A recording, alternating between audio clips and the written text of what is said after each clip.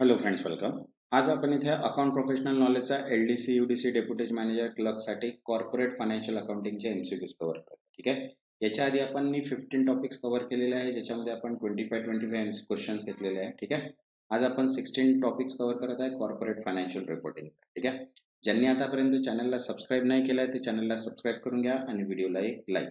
तुम्ही जर लाईक कराल तेव्हाच इथे आपल्याला समोर आपण हे व्हिडिओज बनवू शकणार, अदरवाईज नाही. त्याच्यामुळे व्हिडिओला लाईक करा, जेणेकरून मला पण मोटिवेशन मिळणार की मी तुमच्यासाठी असेच व्हिडिओ बनवू शकतो. तर बघा, कॉर्पोरेट फायनान्शियल रिपोर्टिंगचा फर्स्ट क्वेश्चन आहे. IND-AS 113 stand for. IND-AS 113 चा अर्थ काय? आन्सर आहे सेकंड, फेअर व्हॅल्यू मॅनेजमेंट, वाजवी मूल्य मोजमाप. Next second, share based payment is dealt by IND-AS. बघा, शेअर आधारित पेमेंट कोणत्या IND-AS मध्ये दिले आहे? आन्सर आहे first 102.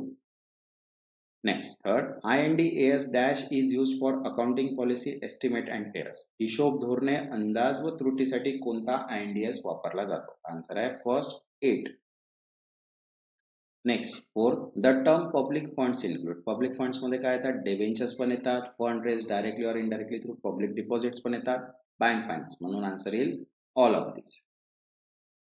Next fifth, the three major shares valuation approach are. शेअर्सचे मूल्यांकन करण्यासाठी 3 प्रमुख पद्धती कोणत्या? बघा, मार्केट अप्रोच ओनली, सेकंड इम्प्रोच approach and fourth cost approach. म्हणून आन्सर येईल वरील सर्व. फक्त बाजार पद्धत, फक्त उत्पन्न पद्धत, फक्त कर्ज पद्धत. मीन्स बाजार, उत्पन्न, खर्च 3.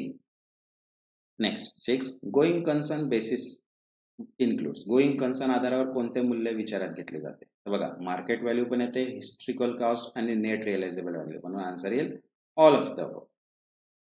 Next 7, income approach valuation model include. Income approach अंतर्गत कोणते मॉडेल्स येतात?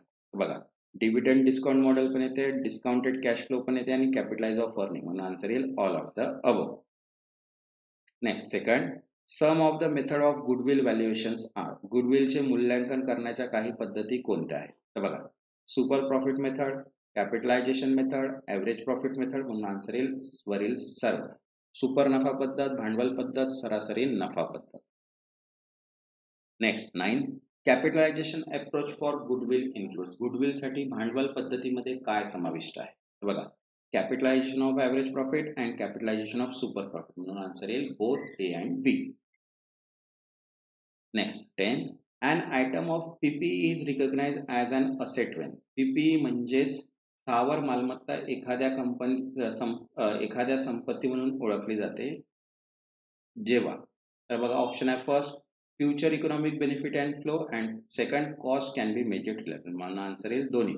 भावी आर्थिक लाभ मिळतील आणि खर्च विश्वासार्हतेने मोजता येतो ते.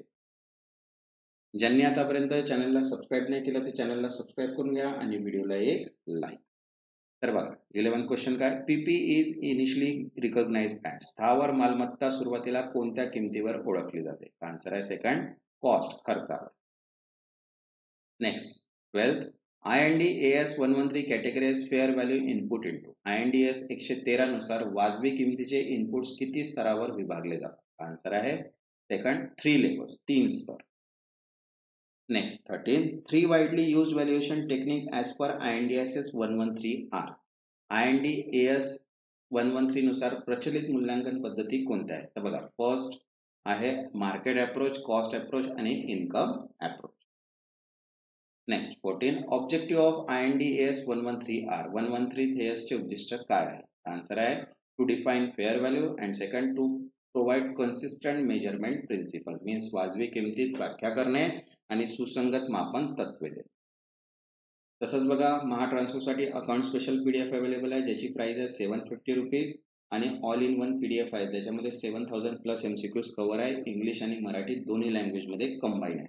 ज्यांना पण ही PDF हवी असेल, व्हॉट्सअप नंबर दिलेला आहे, त्या व्हॉट्सअप नंबरला मेसेज करून PDF तिथनं परचेस करू शकता. ठीक आहे.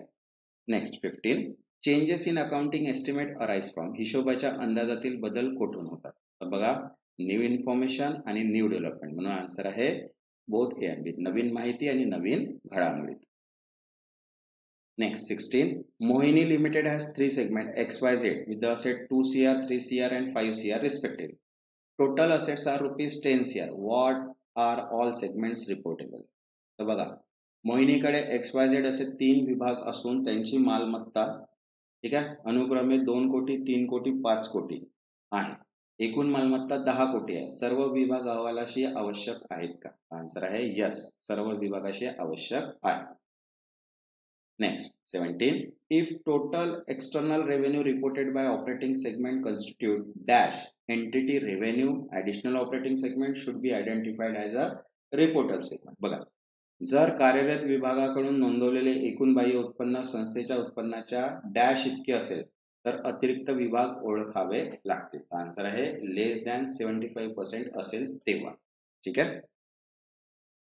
Next, 18. The term Chief Operating Decision Maker CODM identifies.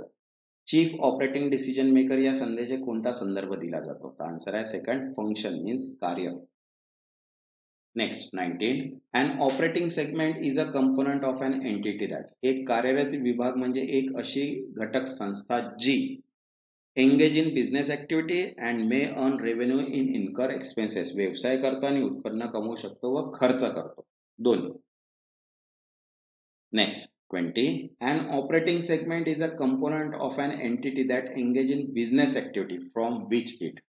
एक कार्यरत विभाग म्हणजे जी अशी संस्था जी घटक व्यवसाय करते आणि त्यातून may income earn revenue and incur expense means उत्पन्न कमवू शकतो आणि खर्च होऊ शकतो. Next, 21. Tax depreciation is accelerated higher than accounting depreciation. The entity should recognize. करासाठी घसारा अधिक हिशोबाबाबत घसाऱ्यापेक्षा जास्त असल्यास संस्थेने काय ओळखावे? आन्सर आहे सेकंड, डेफर्ड टॅक्स लायबिलिटी.